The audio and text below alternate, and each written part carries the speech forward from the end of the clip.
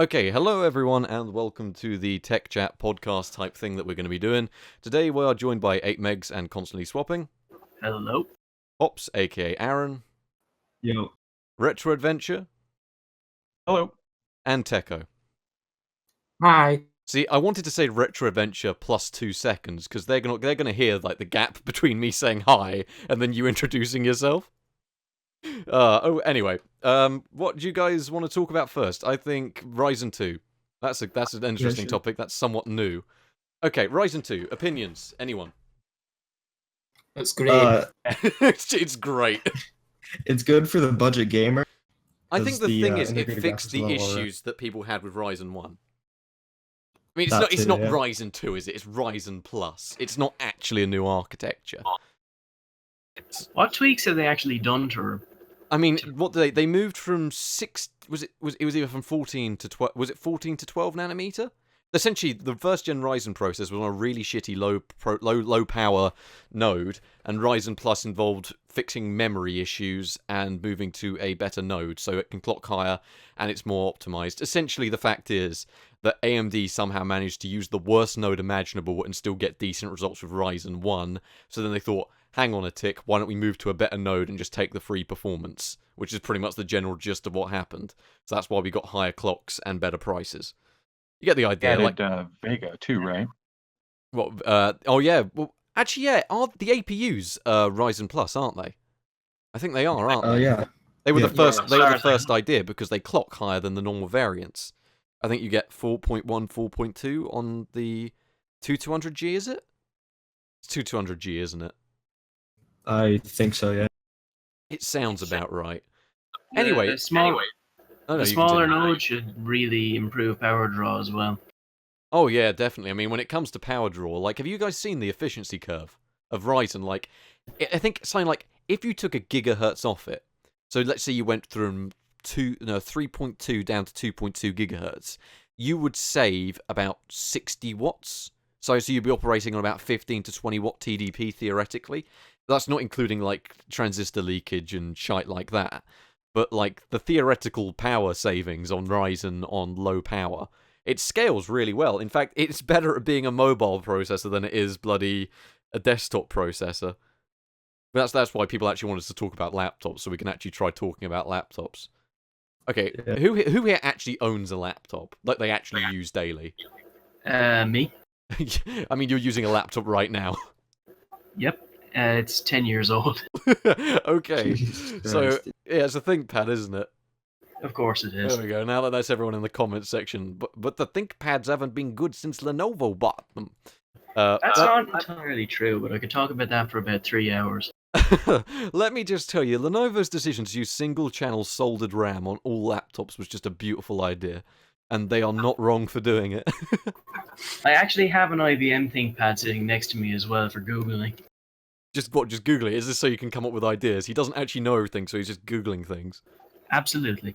See, it works well. Techo, you haven't actually said much. Yeah, I'm a great person for talking. What you wanted? So, what's like the Scottish verdict on Ryzen and laptops in general? Do they have laptops in Scotland? No, they're very hard to find. It's either the expensive Microsoft Surface ones that you get, which are like £1,000. So if you want them, then yes, sure. I mean, Goes in to your be local fair- John Lewis. To be fair, Yeah. we have the exact same shops down here, so it makes no difference. Yeah, you have to go to America to find a Ryzen laptop, I think. No, Ryzen laptops in America are way cheaper than they are here. I thought I was going to get lucky and get a Ryzen laptop for really quite cheap. It was £310, and someone sent them a custom offer for £500. £500 for a used Ryzen laptop that currently retails for $500 new, which is about £365. Like, Man, that's unless quite you good. like. I mean, what's Go it called? Like, for all your budget-related content for American-related channels, check out Retro Adventure and Hops Tech, because that's definitely not me plugging them towards you guys. Thanks. I mean, let's think. I mean, I'm trying to think of like the last computer I've been using that was a laptop, and it'd be that MacBook that I found in the trash. But currently, it got dropped and the hard drive died. Not by me, I didn't actually drop it. And because the hard drive died, I'm just sort of like, eventually I'll get around to fixing it again, but the amount of effort I put into fixing that MacBook, is it even worth me fixing it again? Because I love that, like the older MacBooks. Cool, like a lot of people are going to hate me for saying it, but they are probably the best cheap laptops you can get because Mac OS X is so optimized that even on 4 gigs of RAM and a somewhat slow 5400 RPM hard drive, that was what, it cost me 12 quid to repair it with all those parts. It's still really usable online. It's the quickest and nicest laptop I've ever had, despite the fact that my other laptop, the HP, had more RAM, better graphics, and technically a faster processor. Continue, Retro Adventure. I think I interrupted you there. That's fine, man. I don't know if I see the thing is with Mac, I don't really care for Mac, and it's the operating system, and it's also the I guess company in general. But if I was going to suggest an older laptop to get into budget gaming or just anything in general, I definitely series. We've lost Retro Adventure We've again. lost you. He's vanished. This He got time lost in the Okay, adventure. no, he's returned. I would suggest the HP EliteBook series for budget gaming because I have one and there's several different variants, but they all have dedicated graphics. You're getting an i5, sometimes an i7. You might be able to even upgrade that, throw in an SSD, and they're fairly cheap. I picked mine up for about $100, $150, and this was probably 7 years ago. Admittedly, HP gets a lot more hate than they actually deserve. They're cheap offerings like the Pentium Celeron shit. That's not even worth checking out personally. But their AMD APU stuff and like the ones with dedicated graphics are surprisingly well done, and I've actually found the performance comparable to Dell's in terms of cooling and everything. Like my AMD A10 Pavilion I did a video on, those things are all over eBay over here for like £10. They're like not £10, under £100. So if you can get them for tenner, that'll make it easy to get into PC gaming. But no, like as far as like used HP goes, as long as you're getting like one that's somewhat recent, you probably won't have any issues with it. It's like I don't Careful know. with any HP. Be super careful with any HP AMD laptop, and the reason is because they did not cool them. We've We're lost him again. talking, we're talking 2008-ish, roughly. All of those HP AMD. It's odd you say that. I've recently picked one up from the boot fair. £2.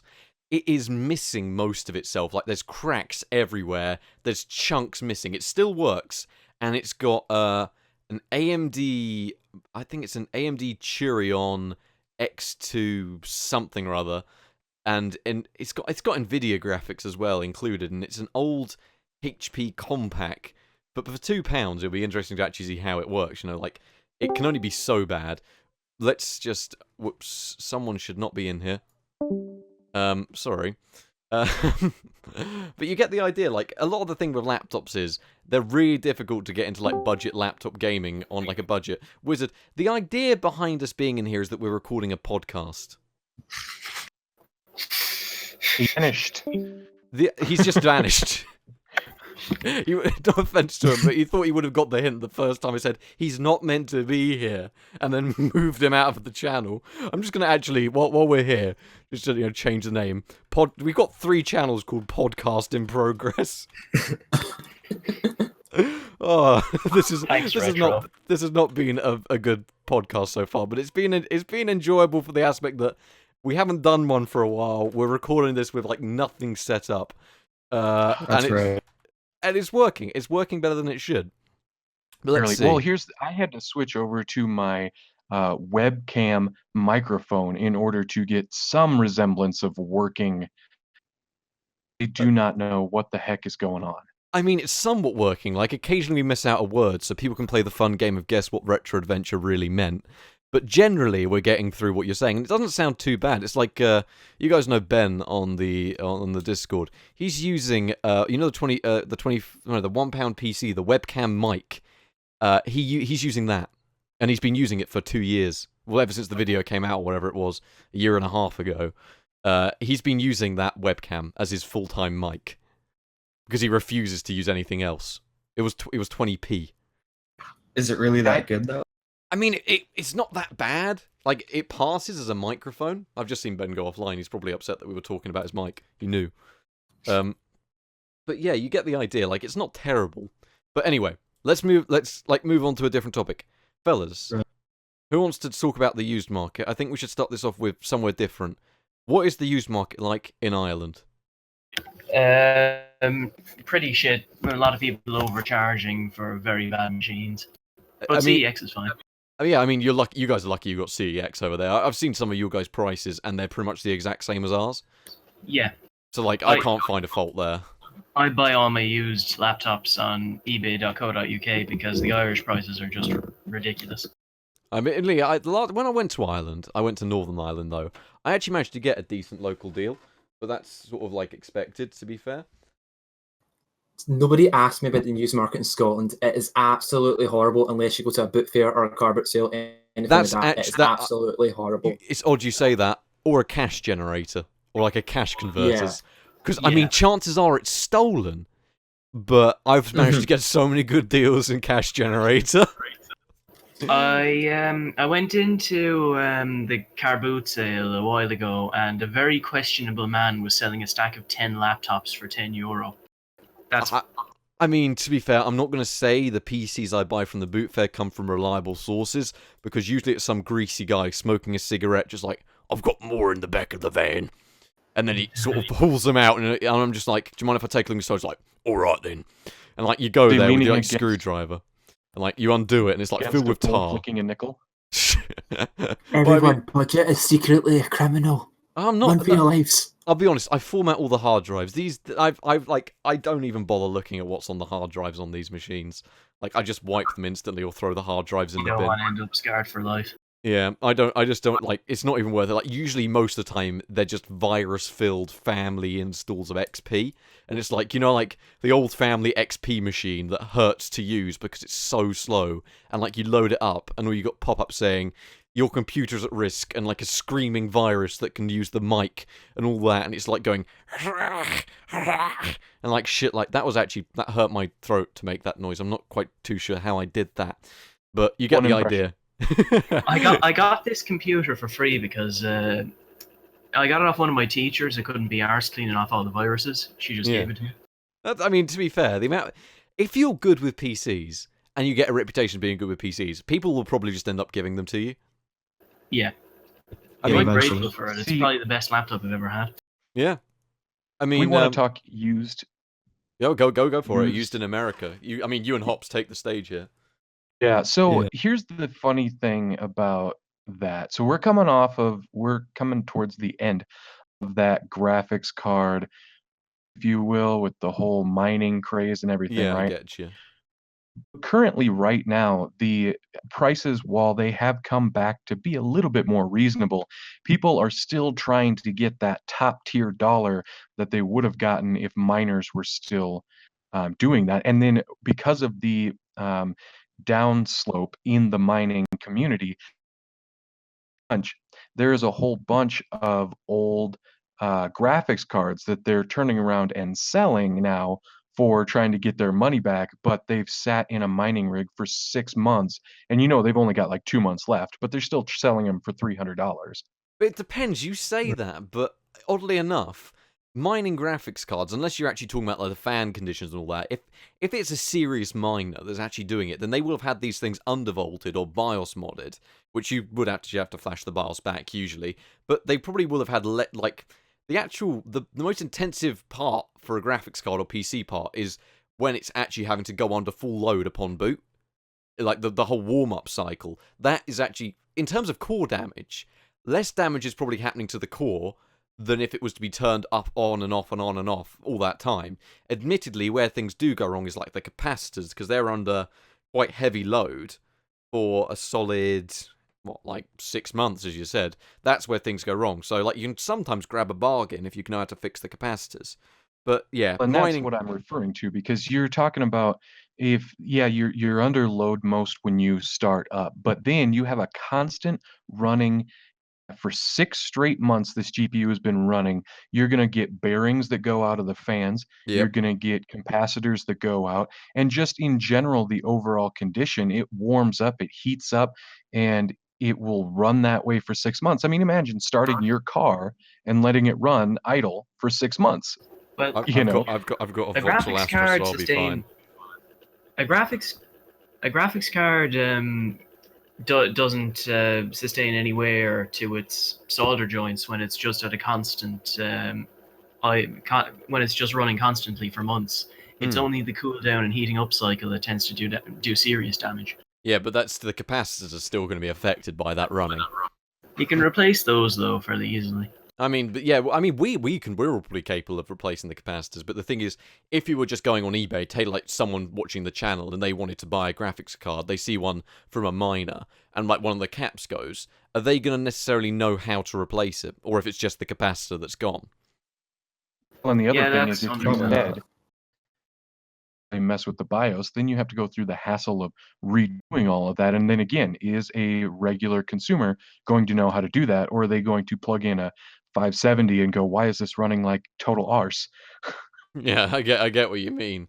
What's it called? I'm trying to think. Like, I'm gonna mess around with flashing a BIOS because I've got a HD 6950 I picked up for like £20, and I want to flash a 6970 BIOS on it and see if it's actually any good.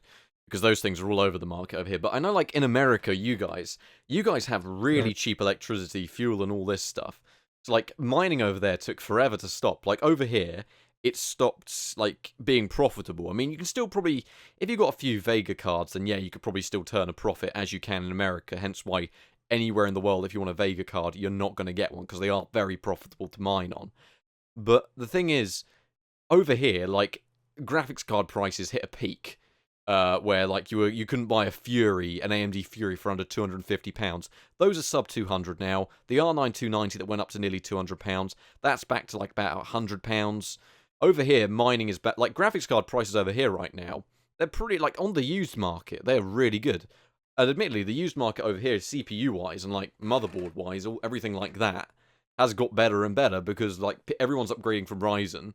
All these miners are getting rid of their old boards and crap. Admittedly, the boards and stuff.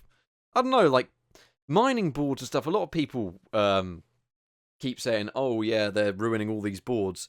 Admittedly, if they're a miner, most of them actually go out by the old, the old AM2 Plus boards. Like you can pick them up for like 20 quid, $30, whatever, with like 4 crossfire lanes. Well, that's 4 crossfire lanes for 30 quid. And all you got to do is put in like a Phenom or something like that. Some people even buy dedicated mining boards.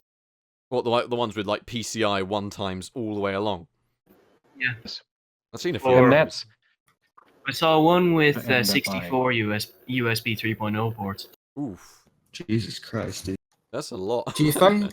Can I say something? Do you think that the GT1030 will affect the news market, like the new one? I don't. The GT1030 is one of those cards that I've said in the previous podcast I hate. And it's not the fact that I hate what it is. I hate the fact that so many people are buying R5 1600s or like these really nice, high, like decent processors and then pairing them with that shite graphics card. Like, take the small hit. Over here, an R3 1200 is £40 from CEX. You could save £100 on your processor and just buy that R3 and then get a way better graphics card. All in all, that's going to give you a way better experience. I understand there's the odd case where someone's going to be like, but I need 6 cores and I don't play games. Well, fair point. You don't need the GT1030 to play games, so it's fine for you, and it's a perfect card for SFF PCs. If I was going out and I was going to build a PC for someone and I've only got limited resources, well, I'm going to buy a Sandy Bridge like 1155 SFF PC and a GT1030, because what game can't that run? As long as it's not the DDR4 variant, and do not even get me started on how crap that is. I mean, I think someone compared it. It performs about on par with the GTX 650 non-TI, which in itself was already a very memory-crippled card, and that was Kepler. So, sort of, the GT1030, like, it's already a very weak card. Was there any real need to make it any weaker? Any other thoughts on the DDR4 variant? think it should be I called think the that the GT1030. 1030 gets At least now I too know. much. 10. At least now I know to keep an eye out for what RAM mine has when I'm buying one, because I'm going to buy one this evening. I mean, to be fair, just keep an eye out, because the actual standard 1030 performance between a 750 and a 750 Ti, and that's still a very admirable card. My only reason why I don't recommend people go out and buy the 1030 is because, China has started selling the 750 Ti's legitimately for £30. Over here it takes a week to ship. £30 Yeah, for a there's- 750 Ti. I can't find any reason not to buy one. I'll be asking you for a link after this. Oh, well, I'll definitely send you one. I've actually, I didn't order one of those. I've ordered. It still hasn't arrived yet. It was a £5 1080 on eBay. And you're not getting it's got a cooler. It's got a cooler. A lot of people have said that they've arrived, and apparently it's got a cooler with flames on it. From what I've seen from the pictures. And apparently it is a GT520 with a big cooler on it, for no reason, with a BIOS flash that says 1080. So we will see. If not, That's otherwise gonna be I'll an just Interesting. get my £5 back. With the 1030 though, I think the 1030 gets a lot of love that necessarily deserve. I see the 1030 all over YouTube with all those videos. And to be honest with you, if you're going to be looking at a graphics card that's at that price point, then why not try and find a 1050? Because the price of the 1030, I don't think it's worth it, especially when you can get a 750 for less or a 1050 for just a little bit more. Well, I've noticed that's the issue with the cards this time round. It's very similar to, 2011.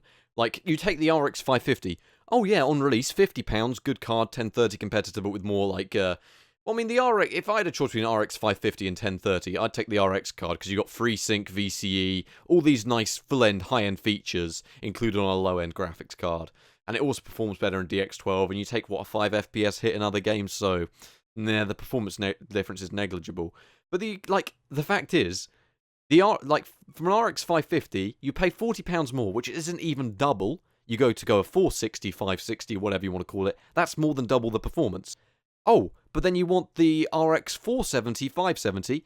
Well, that's another £50 more, and that's double your performance again. Oh, and then for £10 more, you get the 480, 580, and that's another 10% better. You get the idea. The market right now, if you're buying below a 1070, or that type of era, around the 1060 thing, you've got a lot of choice. But there's so many, gradual increments you can go to. Admittedly, my recommendation to most people is, if you're spending around £100, you get an R9 290. If you're spending around £200, you get an AMD Fury. That's my recommendation. Well, see, that brings up a great point in regards to AMD, and we were talking the Ryzen 2 and things like that. I think that Ryzen, AMD, the whole thing that they're doing is so much better than Intel when it comes. We're talking 1030 versus 550, and you're getting better features on the 550. Now, granted, it's not as good of a card, but for a card that's actually, worth, I guess, what the features it has. And then you can upgrade and you get what you pay for. Whereas Intel and Nvidia seem to just be taking a crap on the consumers and their pricing and saying, yep, you know what, deal with it. I mean, yeah, call me insane, but, at least with, you get a 1030, as soon as you upgrade from that, well, it just goes on the shelf, unless you've got an SFF to put it in. Because with an RX 550, you just put it in your secondary PCIe slot, and voila, you've got a dedicated recording card. That will do all your recording without put any load on the encoder of your other card. And that thing's got 4K VCE support. You can record 4K 60 FPS on a little recording card that also doubles up as a gaming card. And it's the same price as the 1030. I don't mind taking a 5 FPS hit to be able to have that as a recording card after I'm done with it for gaming.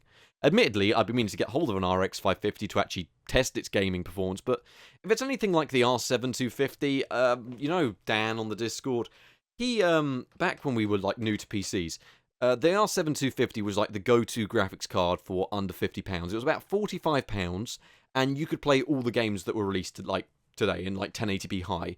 GTA 5, 1080p high, 40 to 60 FPS. You get the general idea. that's sort of what AMD is providing. They give you more features, and it hurts me to say this, and a little bit less performance, but on the CPU side, that's not really true, because you look at pretty much any CPU right now, and unless you're testing it with a 1080 Ti and creating the ultimate bottleneck, the performance is about the same. The only times you see an actual difference between Intel and AMD is maybe something that you'll notice more than 5 FPS is something like CSGO, where the game is horribly bloated, horribly optimized, and it's not designed to actually work on any modern processors. You sort of get the idea. That's the only time you see any noticeable difference between Ryzen and Intel in gaming. Can I just say one thing here? That I was happy to see that how Vega now is on Intel integrated graphics thingy. You know what I mean? Oh, the Intel NUC things, the Intel NUC Yeah. things. That performance. Have you guys seen any of the benchmarks from the Intel NUC things? I have not. I have. I was looking to build a DIY desktop replacement laptop out of one. All I'm saying is, from what I remember of the benchmarks, it's between 1050 Ti and 1060, and even sometimes beats the 1060. Yeah, it's impressive. It's very impressive, Jeez, considering dude. that thing is literally in something the size of my camera. That is very impressive. And the only thing that gets me is the price. Oh look, you look at the price, £800. Yeah, I'll stick to trying to buy an Intel compute stick for a $5 off eBay. I'm really tempted to do that. I saw something, it was listed wrong. It was called, I think he called it what was it? Compute Biscuit or something. It was I don't know whether he just had the wrong name. He called it Compute Biscuit, and it was clearly an Intel compute thing, and it was just a clearance seller on eBay. It's where I buy a lot of things from clearance sellers. Seriously, I actually have some footage of the boot fair today, and you can just hear a guy in the background saying, "It all has to go for under 50p. If it doesn't look like it's worth 50p, see me and we'll go lower." And I was just like, that's what it is at the boot fair. They just want to get rid of it. They don't care what they're selling it for. They need to get rid of it before they get raided. Exactly. At the end of the day, these guys literally just say you can have it for free. Genuinely, that's how they do it. The When's the police over here £3 need PC to actually raid the boot fair. My go-to idea at the boot fair is I walk around once, to just have a quick scan around, see if there's anything that looks very important. Then I have a slow look around, because then people know that you're looking. And then if I buy a PC, I always ask to look inside, because they're always like, "Yeah, mate, it's definitely working. It really is. My wife uses this regularly to play things like solitaire." And you look inside, and clearly she's not playing solitaire because her phenom's overeating. So you get the idea. I hate that voice, but it's too accurate. We got voices for days on this podcast. One thing I wanted to talk about. Okay, this is actually quite new and exciting. I did start a Linux video. I mean, I can actually look in my folder. There's a folder called benchmarks and stuff, audio for benchmarks, cassette video, Linux video, Emac video. So the Emac video is going out tomorrow. The cassette video is going out later the week, and I have no idea when the Linux video is going to be out, because there's a lot more to add to that. But the idea behind the Linux video is I want to add something to do with, there is now a DirectX wrapper in Vulkan on Linux, if that makes sense. That's the right way of saying it, isn't it, 8 megs? Yep. So essentially what you're using is you're using Vulkan, which is then, it's taking the DirectX libraries and converting them in real time to something that can be used by Vulkan. Essentially a low-level API level of DirectX. I think it could really help out Linux on the desktop, to be honest, if someone comes up with a seamless way of integrating it with Steam. Play on Linux, something better than Play on Linux. I used Play on Linux, and I wasn't too impressed. Really? It was a few years ago, admittedly, and it was just if it's not... The thing I've noticed, okay, Linux gaming is absolutely fine, but the thing is you are going to notice a performance hit. Admittedly, on an AMD card, I tried it on my Fury, the Fury drivers are absolutely brilliant. The AMD drivers can't fault them at all. Nvidia drivers, you are looking at quite the performance hit when going over to Linux. At least for gaming. There's a video of Linus Torvalds at a conference, turning around at one point to the camera, sticking his middle finger up and saying, "Fuck you, Nvidia." I mean, to be fair, they don't allow. Do they allow open source drivers, or am I? No, they don't. Yeah, so in that case, that's the reason. The proprietary drivers are just out of date and awful, which is the reason AMD is winning on the Linux scene. Because and they're trying. Oh no, you continue. And they're trying to sell chipsets into the Android market, which is 100% Linux, which pisses me off, and Linus, obviously. I mean, to be fair, the fact is, though, that the Tegra chips, admittedly, the Tegra 3 on the Nexus 2012, very, very good chip for the time, very power efficient and actual decent performance. In fact, it's the only bit of the Nexus 2012 which doesn't go wrong. But they're not bad chips on that side, but admittedly, on my AMD Fury in this video, I tested things, Half-Life, Tomb Raider, most Linux-based games, very similar performance on Windows and Linux, sometimes actually better on Linux purely because of the drivers and how it utilizes the card fully to its potential. But then you notice an issue. When going over to the Nvidia card, you don't see better performance at all because the proprietary drivers are definitely out of date. They feel out of date, and the performance isn't there. I couldn't see myself using an Nvidia card on Linux. It works, and it works for all the things like video browsing, stuff like that. Admittedly, the newest Nvidia card I have is GTX 760. I think I tested it with a 760 because I bought one to sell it on. And it's just the performance isn't there. Games like CSGO, do not even try them on Linux. For some reason, CSGO did not matter what graphics card it was. I see regularly over 300 FPS, which even then is pretty poor for a system like mine. I'm not exactly running something amazing, but on Linux, I was seeing 60 FPS at max. I tried multiple graphics cards. I tried a different system. I went out and put a 1155 system together, with Linux on it, the same Linux distro, same graphics card. Even tried a different graphics card, and the same thing happened. The performance you lose by playing CS:GO on Linux is just not worth the swap. Other Source games like Half-Life actually run better, but CS:GO, CS:GO is a bit of a mess at this point, isn't it? It needs to be cleaned. That game used to get 30 plus FPS on a Pentium 4. Nowadays, you're not going to get more than a slideshow. You get the idea. That game, I used to play that somewhat competitively. I mostly played, I just played like little casual games mostly, but I used to play that on a bloody Mobility Radeon HD 3250. I got 20 to 30 FPS. That's not bad, personally. Yeah. I mean, we're talking 1280 by 720 with really low settings, but you just can't do that anymore because the game's too bloated. Yeah, I used to be able to play CS:GO on my laptop at 720p high settings, but now I can't even manage low settings. Yeah, it's just too bloated. I think that's Valve for you. That's what Valve do. They just do that now. I think the new maps might have something to do with it because Valve have stopped using brushes to make the maps. They're now using displacements and various other high poly things to ruin your GPU. You say that, but I tried the old version of Dust 2, and it's still the same. The exact same performance regardless. In fact, I tried actually, you can still, I'm pretty sure you can still do it. I'm actually going to fire up Steam now and make sure. I'm pretty sure if you go into Steam and you can go up, you can right-click on CSGO, go to Properties, Betas, and go back to the demo for the original release. And it will let you download the original release, and you can try the performance back on how it was 5 years ago. So you get the idea. I just actually went into it and tested it to make sure I wasn't lying. But yeah, you can still do that. It's like an interesting video. Yeah, there we go, a video idea for everyone. Go back and see just how much CSGO has been ruined. Make it really clickbait as well, like how Valve ruined your games, or something like that. Valve makes CSGO great again. How Valve will ruin your games. How Valve killed Linux. Oh, there's one. Don't game on Linux. Or just put out like a really clickbait video, like my face, giant red arrows everywhere. Linux is dead, and that'd go down well. Totally not clickbait. Totally not clickbait. I can't wait to see the like to dislike ratio. Linux killed my video. I don't honestly understand why. Here's the thing.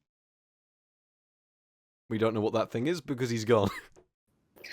I feel bad for Well, Retrovent, you cut out there quickly. OS and Linux are very specific. I don't know why people try and limited. If you're going to do anything other than what they're made for, you're going to be limited. I mean, exactly. I mean, the fact is, when I tested Linux, the thing is, most of the time, you could get away with most things. Editing, for a test, you can actually go see the video as I did. I made all the highlights of the live streams in Linux as a test to see if you could actually do some basic editing. Just out of the blue, I downloaded Kden Live, and I managed to edit some highlights together, which were over on the live and unofficial channel. You can go check them out and actually see what it's like editing on Linux. Perfectly fine to edit on Linux, actually. But you are limited compared to what I can do on my Windows install, because I've got Vegas and all that. And I'm more proficient in Vegas than I am in Kden Live. Video about editing under Linux using Blender. I mean, you can use Blender as an editor, can't you? I mean, what's one thing? I mean, moving away from Linux quickly, and like sort of editing. I mean, one thing I've done recently to help myself edit is I've bought a. I haven't been able to install it in my system yet. Till I get this next video done, I've told myself you are not allowed to reinstall Windows. You must get this video done. So it's going up tomorrow, definitely. I promise. Watch this video not go up tomorrow. But it's so close. It's just such a large video. Like, I kept telling myself, there's an eMac over there, I'm doing a video on it. A year passes. There's an eMac over there, I'm doing a video on it. Half a year passes. I leave school. There's an eMac over there, you're doing a video on it. And then finally, I sit down one day, I'm just like, sod it. I'm doing a video on the eMac. And it's the largest undertaking for a video I think I've ever done. Admittedly, it's got so long that I wanted to test Linux on it, as 8megs will probably be annoyed at, but I just didn't even get around to testing Linux on it because the amount of stuff I did have to test and how much stuff I had to do to make sure I got all the software. It's probably one of the biggest up-to-date tests of the eMac, because I've gone out and actually bought games to run on it, like games on disk that are usually a pain in the ass to track down. I've got those to test on it. Spoiler, it's not great, but for retro games, bloody best Mac in existence, the eMac is my favourite Mac. But, like, for editing and stuff, I use an SSD as a scratch disk, and SSD prices right now, I don't know how it is for you guys in America, but over here, £25 gets you 120 gig Kingston SSD with DRAM. What about you guys over there? Recently I just picked up an HP 120 gig for $30 ship. That's good. That's about the same as it is here then.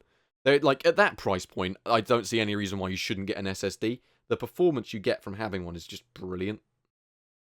Oh yeah. Now, for sure. I think I can look up right now on Amazon. There is one out there that I'm going to be getting. I haven't ordered it yet, but it is only $25. 20 gigabyte. That's not bad at all. I mean, to be fair, my I've used as low as 30 gig SSDs as a boot drive, and as long as you make sure all your caching and stuff is done on the D drive, is separate drive, you can use it as a Windows install absolutely fine. But you sort of see where we're coming from with that. Like, there's no reason to not get an SSD. Yeah, I have a Linux install at the moment on a 32 gig mSATA SSD. I mean, yeah, I've got an NVMe SSD which is about 100, no, it's 256 gigs, and I picked it up for £30 on eBay. It's an NVMe one. I'm planning on using that as my new boot drive. So, fellas, it's been about 40 minutes, and I've got to rush. So, I think we're going to have to call the end to today's mini podcast because, you know, I'm sort of ran out of time, and we had a load of issues, and then we started late. I got back late, and then so we'll probably return later on with a larger podcast. But thank you everyone for joining. It's been an interesting conversation. So thank you and good night from me. Thank you, good night from 8megs. Thank you. Thank you to Aaron. Thank you. Thank you to Retro Adventure, who has sort of joined us momentarily through talking in various little bleeps and trying to actually get you on here, but we've actually managed to have most conversations with you, which is pretty good. Well, my pleasure, and I am going to buy a new microphone. He's going to buy a new microphone. I don't think the microphone is going to save you at this point. The one I have is shit, so... Oh, and thank you, Techo, for your conversation about telling us how to pick up cheap stuff at Cash Generator in Scotland. Yay! Thank you, everybody. Bye. There we go. Go watch Teko's Minecraft playthrough. Yay! It's amazing. On that note, thank you very much for watching, everyone. Good night.